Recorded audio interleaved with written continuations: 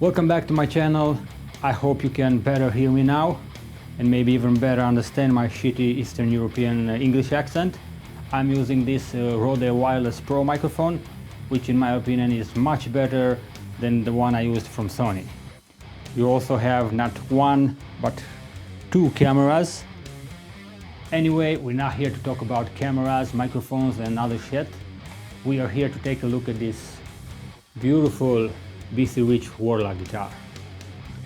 It is a bronze series, so a cheap guitar, and as I said many times on my channel, when you purchase a cheap instrument like this, you either get a really shitty one that's barely playable, or you can also get a pretty decent one. So stick around till the end of the video and find out what kind of guitar this is. Before we begin, thank you so much Delia for lending the guitar. I hope you enjoyed the video, and I also hope you don't get too mad if I talk shit about the guitar. But as always, I'm gonna say the things I like about it, but also the things I do not. So with that out of the way, let's get the show started. Now, I'm not gonna make a montage with the specs of the guitar, mainly because I'm not 100% sure about all of them, about some of them, mainly in the wood department. As far as I could find on the internet and as far as I can see, the body is made of agatis, the neck looks like maple, and the fretboard definitely looks like rosewood. Who cares about the woods anyway? I can already hear some of you, what do you mean who cares about the woods? I mean, basically the whole guitar is made out of wood, it must be the most important thing, right?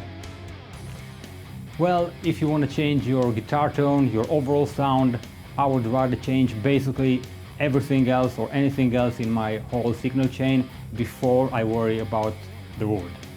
I mean, change your speakers, your amplifier, your microphones, if you're using plugins, your impulse response, hell, even the pickups before worry about the wood.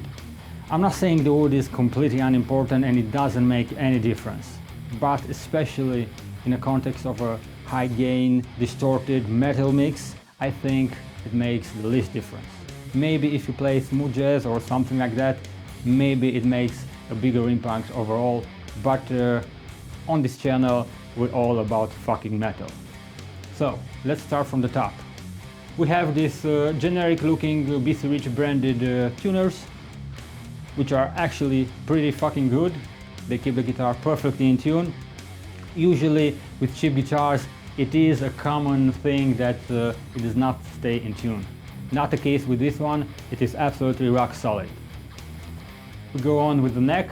It's a D-shape but a thin one. It's comfortable, I have no issues with, nothing fantastic, maybe not even my favorite kind of neck, but does not get in the way. What I do want to point out is the excellent fret job of this guitar. I mean, all 24 of them are perfectly rounded, leveled, no sharp edges, nothing sticking out. Talking to you, Jackson, I would consider this a good fret job even on an expensive instrument. On a cheap one like this, even fucking better. Move on to the pickups. We have two BC Rich branded humbuckers, which sound more than alright, maybe a little harsh. They're on the high end of the frequency spectrum. Not necessarily a bad thing, especially in the context of a metal mix. We of course gonna hear the guitar and how it sounds in a mix and all by itself, but for now let's continue with the description. Next we have this kind of weird bridge. We have to put the strings from this side, wrap them around the bridge over the saddle, and there you go. It does not affect the intonation of the guitar, it does not affect the playability or the stability of the tuning, so I guess it's fine. I also cannot find any advantage of this kind of bridge. Okay, next we have standard controls like tone knob, three-way switch and a volume for both pickups. We also have an input jack. Maybe you can see there are a few screws missing, but that's not the point I want to make. Let's plug a cable and see. So it goes in absolutely no problem, but it is not firmly secured. As you can see, it's quite loose. You could easily lose the cable. Easy fix, you can replace the whole jack, but it's not my guitar, we're not gonna do such modifications. About the stability of the guitar, let's see. It's maybe not perfect. The neck has a little tendency to dive, especially when you're moving. Overall, I think it's not great, not terrible. I'll give it a 3.6. While sitting down, you have two options with this guitar. You could either hold it like in a more traditional way, like you would a Strat guitar, like this, or you could also hold it like a V guitar. My personal favorite is the V position, as I love V guitars and I'm used playing them, so that's my favorite. But both positions are pretty good. After all this talking, let's hear the fucking beast.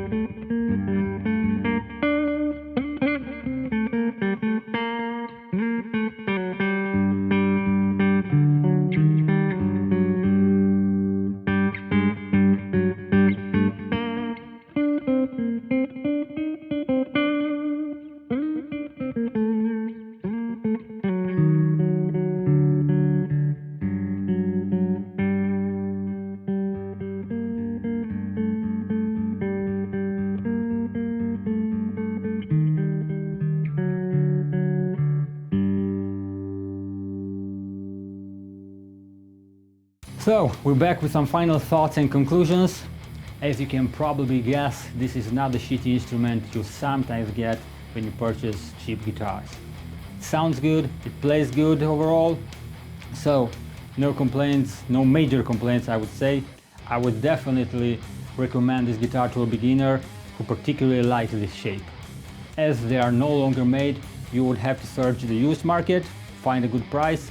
Maybe if you can try it before you buy it, even better, go for it. But that being said, in today's market there are a lot of extremely affordable guitars which in my opinion are better. They offer better features, they are overall better built, maybe even better as ergonomy goes. So it is really up to you. Delia, thank you one more time for the guitar. Really had fun playing it and making this video. And thank you for staying up till the end. Gonna see you next time.